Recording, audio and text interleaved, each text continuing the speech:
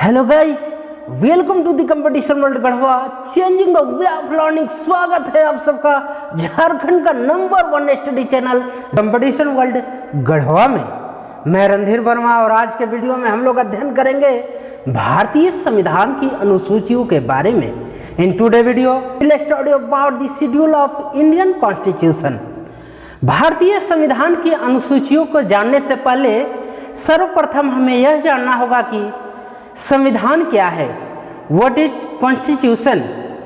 Constitution is a legal document for the execution of the administration of country. किसी देश के शासन को चलाने के लिए संविधान एक कानूनी दस्तावेज होता है। इस कानूनी दस्तावेज में कानून होगा, नियम होंगे, रूल होगा। These rules is called articles. यही नियम तो अनुच्छेद होता है। जब भारतीय संविधान लागू हुआ 26 जनवरी 1950 को, उस समय भारतीय संविधान में मात्र 395 अनुच्छेद थे और इन 395 अनुच्छेदों को समझने के लिए क्रमबद्ध तरीकों से 22 भाग एवं 8 अनुसूची बनाया गया। जब संविधान लागू हुआ उस समय भारतीय संविधान में 395 अनुच्छेद, 22 भाग और 8 अनुसूचियां थी, जबकि वर्तमान में 448 अनुच्छेद, 25 भाग और 12 अनुसूची है। तो हम लोग एक एक करके इन अनुसूचियों के बारे में अध्ययन करेंगे। तो यहाँ से स्टार्ट होता है भारतीय संविधान की अनुसूची। प्रथम अनुसूची में यह है कि भारतीय राज्य और संघ शासित क्षेत्र का वर्णन है। प्रथम अनुसूची में क्या वर्णन है? संघ शासित यानी केंद्र शासित क्षेत्र का और भारतीय राज्य का वर्णन है प्रथम अनुसूची में। दूसरी अनुसूची में, इस अनुसूची में भारतीय राज्य व्यवस्था के विभिन्न पदाधिकारियों के वेतन भत्ता और पेंशन का उल्लेख है। पदाधिकारियों के वेतन भत्ता और पेंशन का पूछा जाए कि कौन सा अनुसूची में यह जिक्र है, तो वह अनुसूची है दूसरी अनुसूची। तीसरी अनुसूची में यह जिक्र है कि विभिन्न पदाधिकारियों को लिए जाने वाला शपथ ग्रहण का उल्लेख है तीसरी अनुसूची में। शपथ ग्रहण कौन सा अनुसूची में है? तो तीसरी अनुसूची में। चौथी अनुसूची में राज्यसभा के लिए सीटों का आवंटन चौथी अनुसूची में जिक्र है। राज्यसभा के लिए सीटों का आवंटन कौन सी अनुसूची में जिक्र है? चौथी अनुसूची में।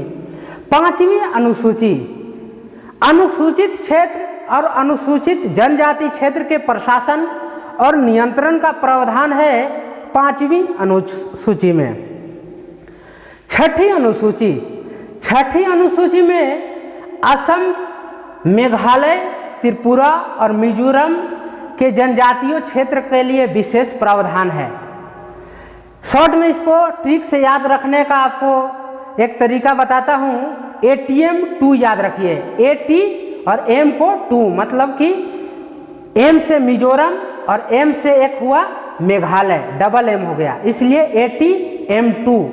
और इसमें पूछेगा, आपका ऑब्जेक्टिव टाइप क्वेश्चन कर देगा कि इसमें कौन सा राज्य है जो कि छठी अनुसूची में शामिल नहीं है। ऑप्शन दे देगा असम, मेघालय, त्रिपुरा और मणिपुर। तो आपको डायरेक्ट आंसर होगा मणिपुर, क्योंकि मणिपुर छठी अनुसूची में शामिल नहीं है। इसका छठी अनुसूची में केवल असम, मेघालय, त्रिपुरा और मिजोरम के जनजातीय क्षेत्र का विशेष प्रावधान का जिक्र है। सातवीं अनुसूची, सातवीं अनुसूची, इसके अंतर्गत केंद्र और राज्य के बीच शक्तियों का विभाजन का उल्लेख है। इसमें शक्ति को केंद्र सूची, राज्य सूची और समवर्ती सूची में बांटा गया है। 3 सूचियों में बांटा गया है। वह कौन कौन सा सूची है?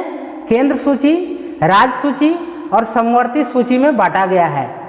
जिस विषय पर कानून केंद्र सरकार बनाती है उसे केंद्र सूची या संघ सूची में आता है।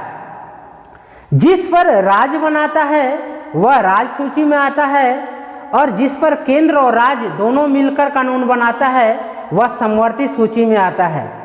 अगर कभी समवर्ती सूची के विषय पर विवाद हो जाता है तब केंद्र सरकार द्वारा लिया गया फैसला ही मान्य होता है।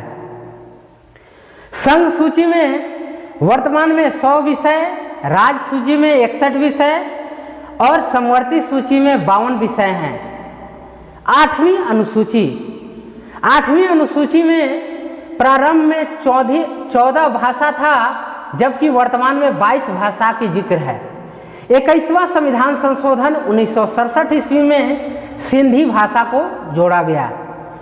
71वां संविधान संशोधन द्वारा 1992 ईस्वी में कोंकणी, मणिपुरी और नेपाली भाषा को जोड़ा गया।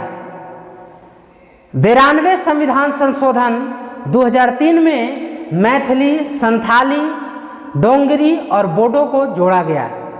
8वीं अनुसूची में अंग्रेजी भाषा का उल्लेख नहीं है। अंग्रेजी भाषा का उल्लेख 8वीं अनुसूची में नहीं है। 9वीं अनुसूची, 9वीं अनुसूची संविधान में यह अनुसूची प्रथम संविधान संशोधन 1951 ईस्वी के द्वारा लाया गया। 1951 ईस्वी में यह लाया गया, जो कि यह अनुसूची प्रथम संविधान संशोधन से लिया गया है।